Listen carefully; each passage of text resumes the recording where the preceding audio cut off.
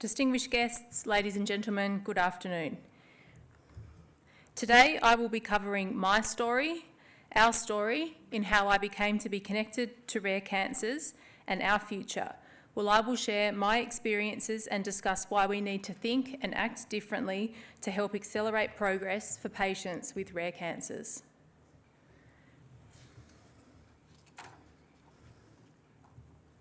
My name is Emily Lahey, and I'm 32 years old.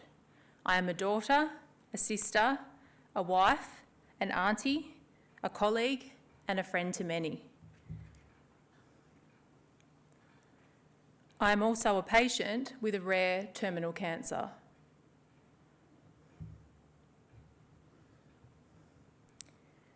Before I was diagnosed, I was an otherwise fit and healthy 27-year-old woman.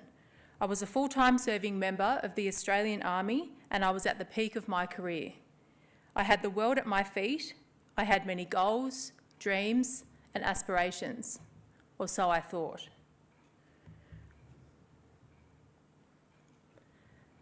That brings me to our story and my connection to rare cancers as a patient. In October 2019, I was diagnosed with a rare cancer known as nut carcinoma. Prolonged sinusitis symptoms, headaches, and sudden vision loss in my left eye led to this diagnosis following the discovery of a large mass measuring 4 by 5 by 7 centimetres in my sinus and skull bone. So, what is nut carcinoma? Nut carcinoma is an unusual type of carcinoma. It is genetically defined and classified as an aggressive squamous cell epithelial cancer. Usually arising midline of the body, it is characterised by a chromosomal rearrangement in the nuclear protein in the testis gene. Nut carcinoma is a cancer that is under-recognised by both pathologists and oncologists. Recognition is challenging due to its rareness and the fact that its clinical and laboratory features and characteristics may often mimic other malignancies. Incidence rates of nut carcinoma are difficult to ascertain. However, there are less than 100 cases reported in literature and around 200 cases diagnosed in the USA each year. Nut carcinoma is not known to be triggered by environmental factors. It typically responds poorly to standardised treatment interventions and sees a 6 to 9 month life expectancy post-diagnosis. By the time I was diagnosed, my tumour was deemed inoperable and I commenced chemotherapy, combined docetaxel, 5-FU and cisplatin in November 2019, however ceased after just 2 rounds due to ineffectiveness and tumour metastasis. I then commenced 7 weeks of daily radiotherapy with concurrent immunotherapy, which was partially effective. It was around the time of the failed chemotherapy that I was provided information regarding genomic screening through Omico's MOST research program. The outcome of this testing was received early 2020 with results confirming a BRD3 NUT-M1 tumour mutation. Recommended treatment was a targeted treatment in the form of a BET inhibitor. This treatment had seen some effectiveness, albeit with a small number of patients overseas, however was and still is not available in Australia. I was told that access might be possible through the TGA Special Access Scheme should my condition deteriorate further. In late 2020, almost a year after receiving the screening outcome, immunotherapy was discontinued due to tumour metastasis, with no further treatment options available to me. We applied to access the BET inhibitor through the Special Access Scheme and approval was granted. Manufactured by BMS in the USA, I commenced this treatment in March 2021. I remain on the BET inhibitor today with management of ongoing side effects, including macrocytic anemia, thrombocytopenia, gastrointestinal issues and fatigue. Despite metastasis to the brain and primary sinus tumour, the latter treated with additional radiotherapy, as at 2 weeks ago, my condition is currently classified as stable.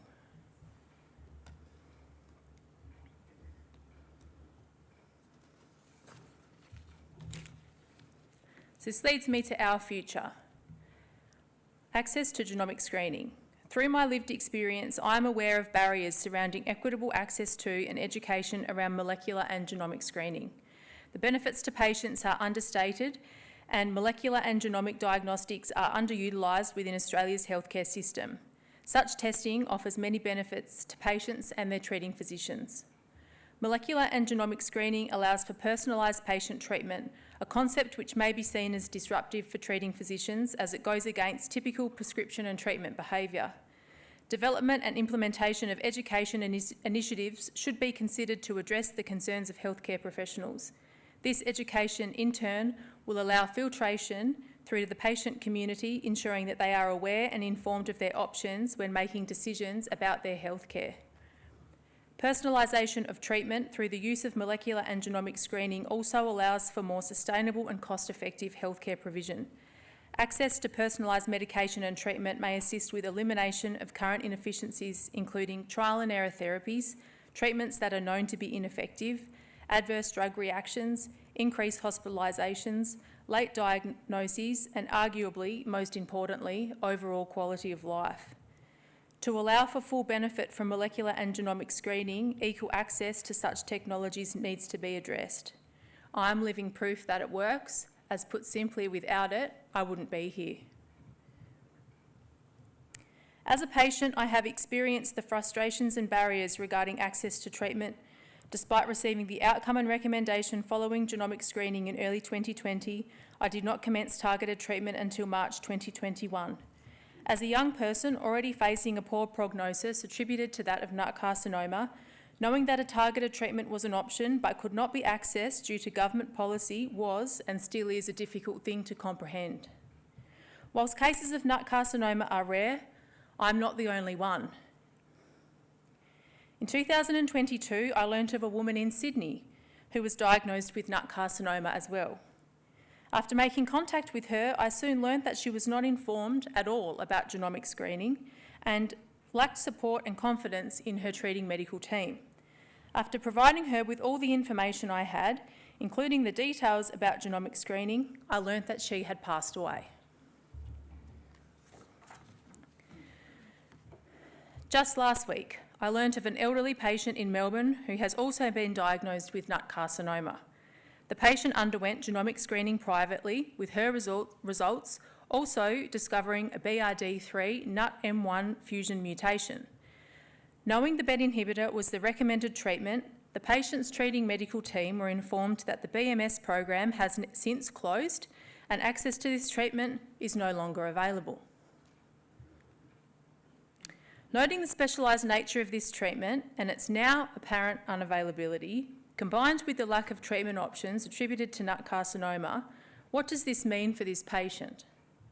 With additional proof of efficacy of this medication standing in front of you today, how can a program offering a potentially viable treatment option just close? In addition, what impact does the closure of this program have on my access to the BET inhibitor? How will this impact my situation going forward? These are questions that I unfortunately don't have the answer to.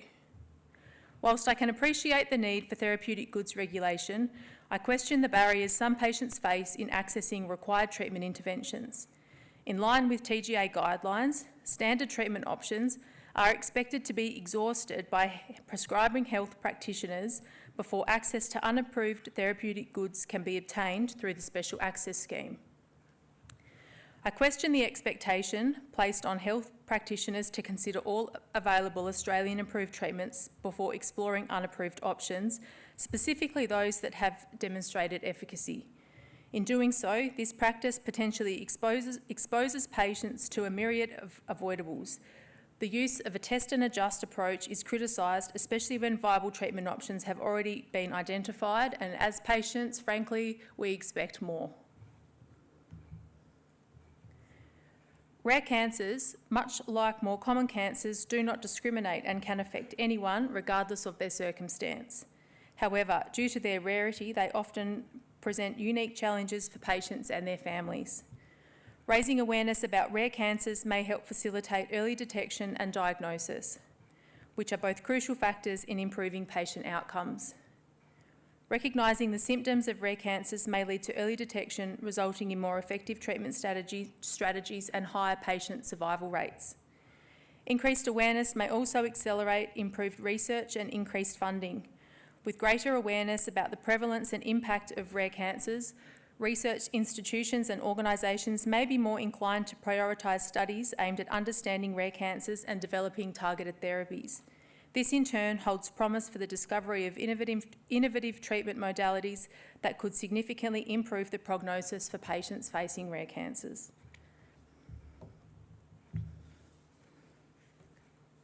Furthermore, an informed and engaged public can play a fundamental role in driving policy changes that prioritise the needs of patients with rare cancers.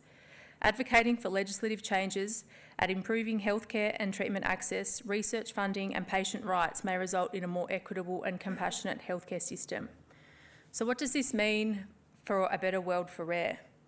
A better world for rare would address many challenges patients with rare cancers face, including access to healthcare and treatment, research and support deficiencies, and patient empowerment. This holistic approach encompasses several connected efforts aimed at creating more equitable healthcare experiences. Firstly, every patient with a rare cancer, irrespective of their geographic location, socio-economic status or background, should have fair and equitable access to high-quality healthcare. To achieve this, a commitment to increased funding and collaborative global research initiatives should be considered. By leaning on resources, expertise and insights from all over the world, there is potential to accelerate the pace of discovery, breakthroughs and innovation in the field of rare cancers.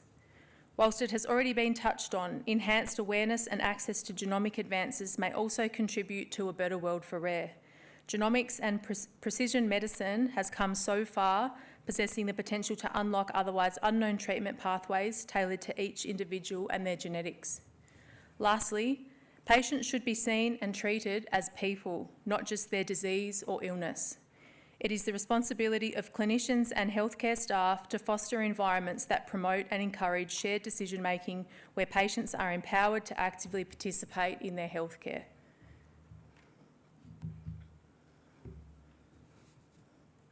At present, whilst my condition is considered stable, I still face a future of many unknowns. I will likely never know what it is like to be in remission, cured, or cancer-free. There are no other treatment options available to me currently if and when the BET inhibitor ceases to become ineffective or becomes unavailable. However, I remain hopeful that with continued effective management in the short to medium term and improved funding and research into rare cancers in Australia, I will continue to see improved treatment options made available to patients like myself in the future. Thank you.